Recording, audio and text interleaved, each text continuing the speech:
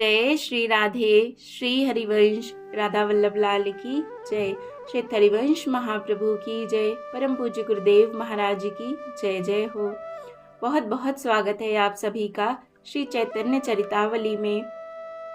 आज हम श्रवण करेंगे पूर्व बंगाल की यात्रा, लेकिन इसे शुरू करने से पहले एक बार महाप्रभु के प्राणों से प्यारे हरि नाम को गा लेते हैं। मेरे साथ साथ आप भी गाइए। हरे कृष्ण कृष्ण कृष्ण हरे हरे, हरे राम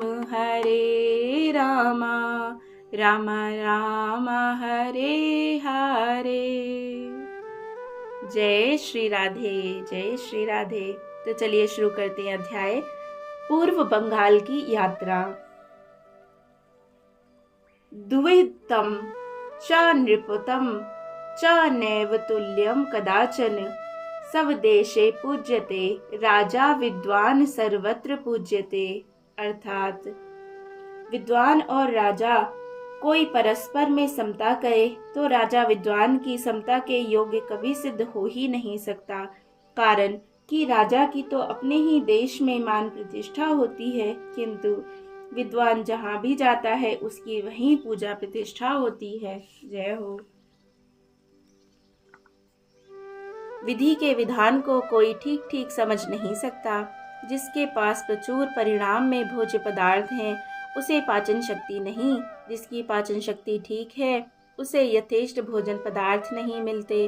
विद्वानों के पास धन का अभाव है, जिनमें विद्या बुद्धि नहीं, उनके पास आवश्यकता से अधिक अर्थ भरा पड़ा है।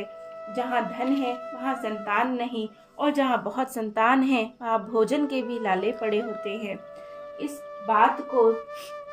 इस बात से तो खींचकर किसी कवि ने ब्रह्मा जी को बुरा भला कहा है। वे कहते हैं, गंधा सुवर्णे फल भिक्षु दंडे, नाकारी पुष्पम खलु चंदनेशु, विद्वान धनाढ्यो न तु दीर्घजीवी, धातु पुरा को अपि न बुद्धि दो भूत। अर्थात कवि की दृष्टि में ब्रह्मा जी ने सृष्टि रचने में बड़ी भारी भूल की है। देखिए, स्वर्ण कितना सुंदर है, उसमें यदि सुगंध होती तो फिर उसकी उत्तमता का कहना ही क्या था।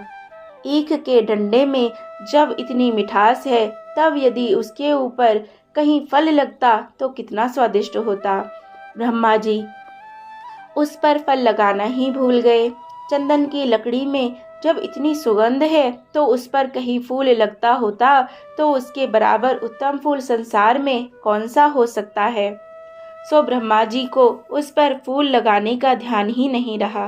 विद्वान लोग बिना रुपए पैसे के ही आकाश पाताल कर देते हैं। यदि उनके पास कहीं धन होता तो इस सृष्टि की सभी विषमताओं को दूर कर देते, सो उन्हें दरिद्री ही बना दिया, साथ ही उनकी आयु भी थोड़ी बनाई।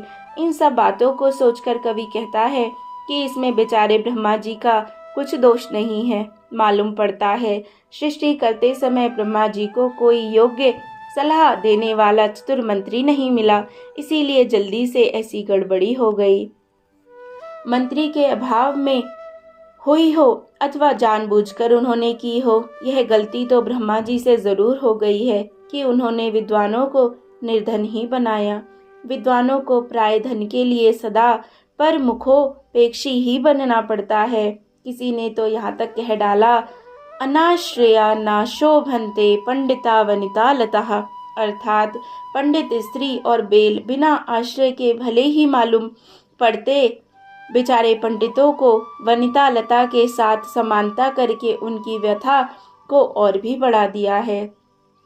जिस समय की बात कर रहे हैं उस समय संस्कृत विद्या की आज की भांति दुर्गति नहीं थी। भारतवर्ष में संस्कृत विद्या का प्रचार था। बिना संस्कृत पढ़े कोई भी मनुष्य सभ्य कहला ही नहीं सकता था। बंगाल में ब्राह्मण की संस्कृत विद्या के पंडित नहीं थे, किंतु कायस्थ वैश्य तथा अन्य जाति के कुलीन पुरुष भी संस्कृत विद्या के पूर्ण ज्ञाता थे। उस समय पंडितों की दो ही वृत्तियां थीं, या तो वे पठन पाठन करके अपना निर्वाह करें या किसी राजसभा का आश्रय लें। पंडित सदा से ही दरिद्र होते चले आए हैं। इसका कारण एक कवि ने बहुत ही सुंदर सुझाया है। उसने एक इतिहास बताते हुए कहा कि ब्रह्मा जी के सुकृति लक्ष्मी और दुष्कृति दरिद्रता 2 कन्याएं थी।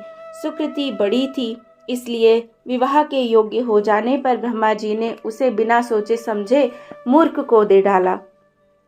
मूर्ख के यहाँ उसकी दुर्गति देखकर ब्रह्मा जी को बड़ा पश्चाताप हुआ। तभी से वे दूसरी पुत्री दुष्कृति के लिए अच्छा सा वर खोज रहे थे। जिसे भी विद्वान, कुलीन और सर्वगुण संपन्न देखते उसे ही दरिद्रता को दे डालते। निमाई पंडित विद्वान थे, गुणवान थे, रूपवान और तेजवान भी थे। भला ऐसे योग्य वर को ब्रह्मा जी कैसे छोड़ सकते थे।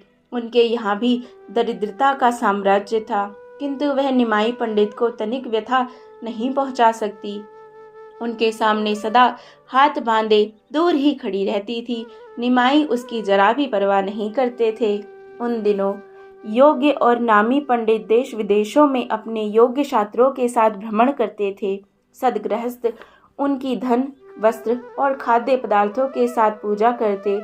आज की भांति पंडितों की उपेक्षा कोई भी नहीं किया करता था। निमाई की भी पूर्व बंगाल में भ्रमण करने की इच्छा हुई। उन्होंने अपनी माता की अनुमति से अपने कुछ योग्य छात्रों के साथ बंगाल की यात्रा की। उस समय लक्ष्मी देवी को अपने पितृगृह में रख गए थे। श्री गंगा जी को पार करके निमाई पंडित अपने शिष्यों के साथ पद्म नदी के तट पर राढ़ देश में पहुंचे। बंगाल में भगवती भागीरथी की 2 धाराएं हो जाती हैं। गंगा जी की मूल शाखा पूर्व की ओर जाकर जो बंगाल के उपसागर में मिली है उसका नाम तो पद्मावती है। दूसरी जो नवद्वीप होकर गंगा सागर में जाकर समुद्र से मिली है उसे भागीरथी गंगा कहते हैं। ब्रह्मपुत्र नदी के और दक्षिण तट से लेकर पद्म नदी पर्यंत के देशों को राढ़ देश कहा जाता है। पहले बंगाल इसे ही कहते थे। उत्तर तट को गौड़ीय देश कहते हैं और दक्षिण तट को बंगाल या राढ़ के नाम से पुकारते थे। आज जिसे पूर्व बंगाल कहते हैं। यथा रत्नाकरम समारभ्य ब्रह्मपुत्रान्तगम शिवे बंग देशो मया प्रोक्तः सर्व सिद्धि प्रदर्शकः।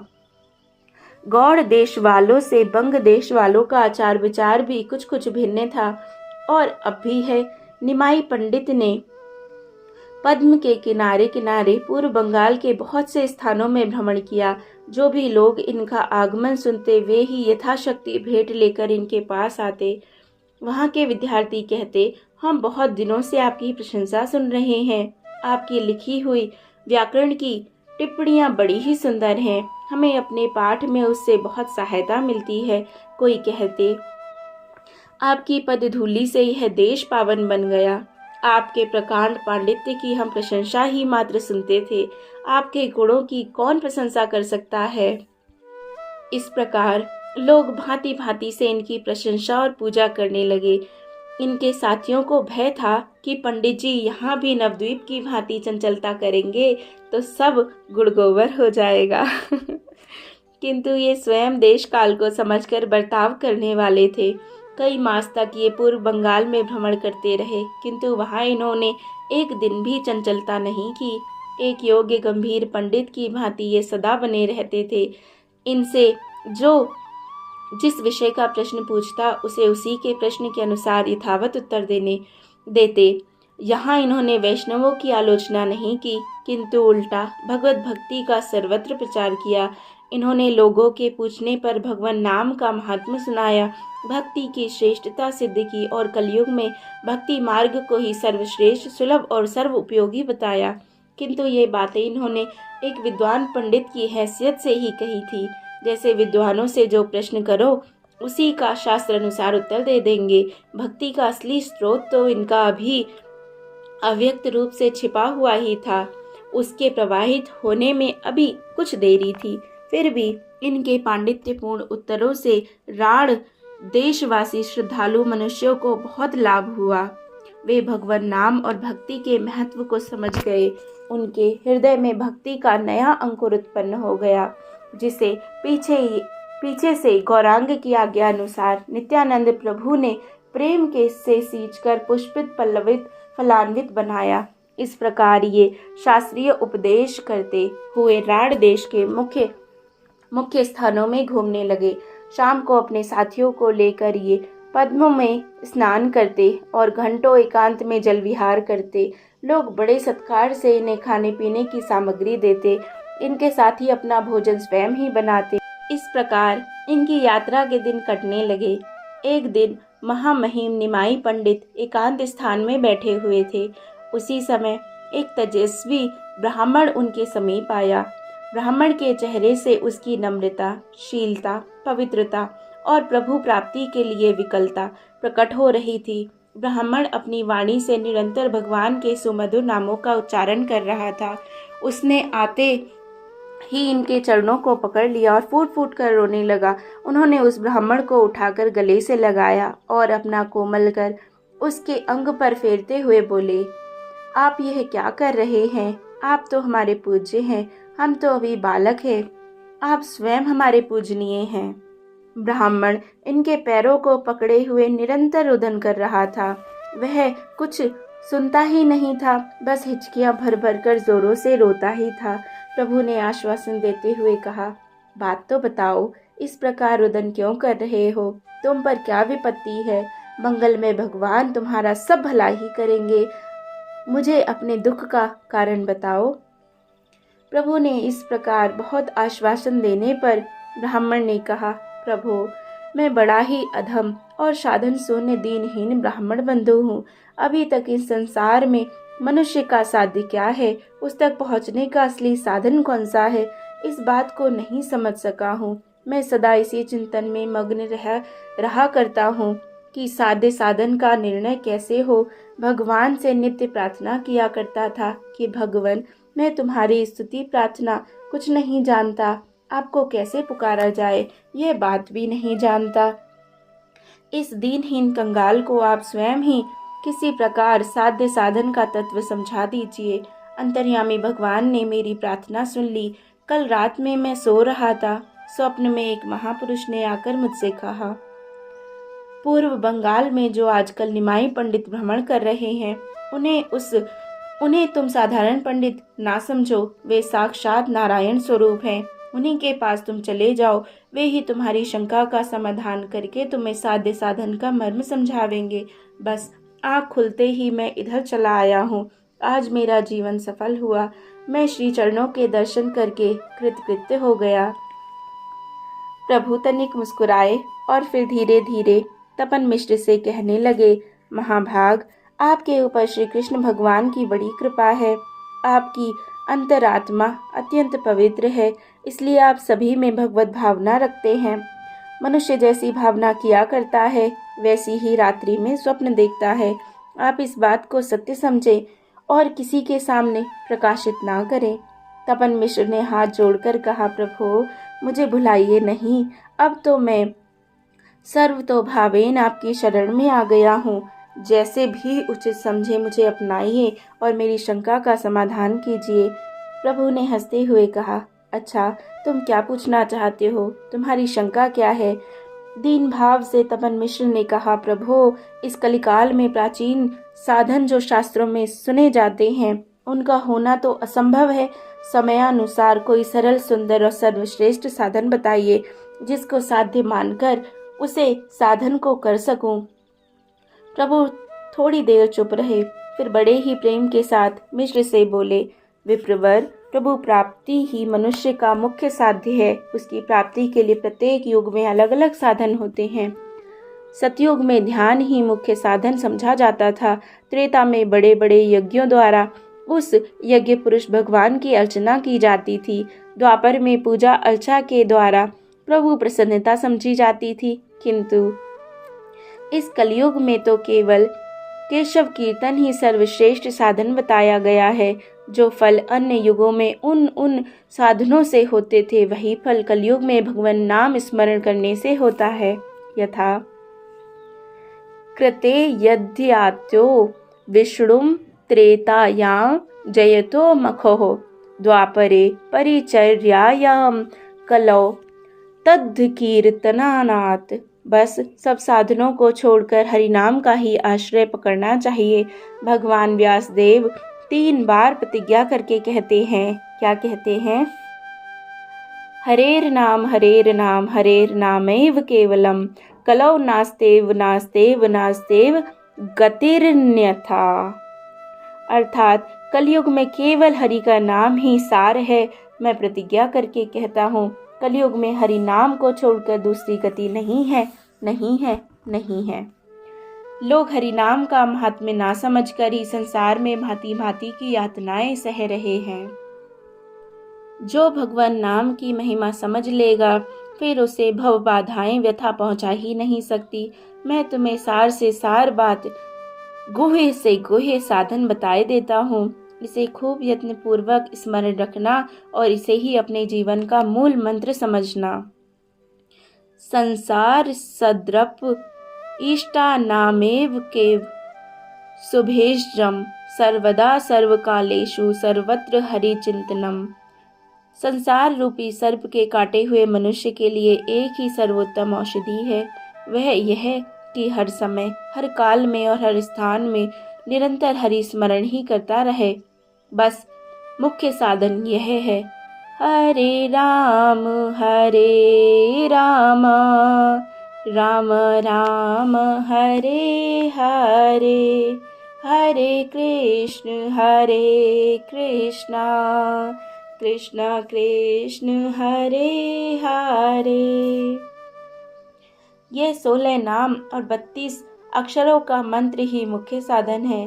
साध्य के चक्कर में अभी से मत पड़ो। इसका जप करते करते साध्य का निर्णय स्वयं ही हो जाएगा। प्रभु के मुख से साधन का गुह्य रहस्य सुनकर मिश्र जी को बड़ा ही आनंद हुआ। आनंद के कारण उनकी आंखों से अश्रुधारा बहने लगी। उन्होंने रोते रोते प्रभु के चरण पकड़कर प्रार्थना की, प्रभु आपकी असीम अनुकंपा से आज मेरे सभी संशयों का मूल उच्छेदन हो गया है। अब मुझे कोई भी शंका नहीं रही।